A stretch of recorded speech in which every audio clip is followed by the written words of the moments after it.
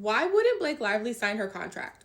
Like, I do not understand that. I know they were working off of her offer letter and I think her writer or whatever, but why would she just like not sign her long form contract? I don't get it. From the negotiation emails, Wayfarer or It Ends With Us movie reached out to her and her team no less than 10 times trying to get that lady to sign the contract, and she just wouldn't do it. It just literally never happened. They were practically begging this powerless employee for her signature, and even after filming wrap, they're still negotiating terms.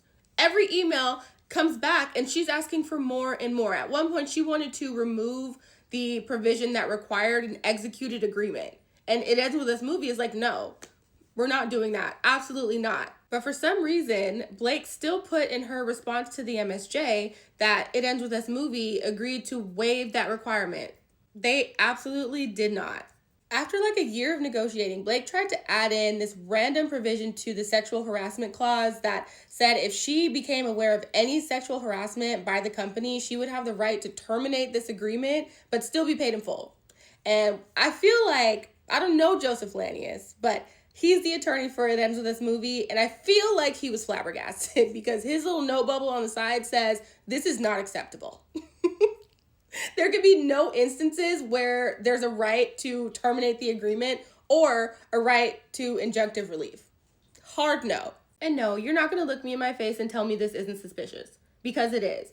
After all this time, all these negotiations, at this point, it's April of 2024, and you all of a sudden decide you want to add in a provision that says you have the right to terminate this agreement but still be paid in full if you find out about any sexual harassment? No. And then she tried to amend the confidentiality clause, which basically said that she couldn't disclose any information about the production without prior consent from the company It Ends With Us movie. And then the provision that she added, it would give her the right to make truthful statements about her participation in production.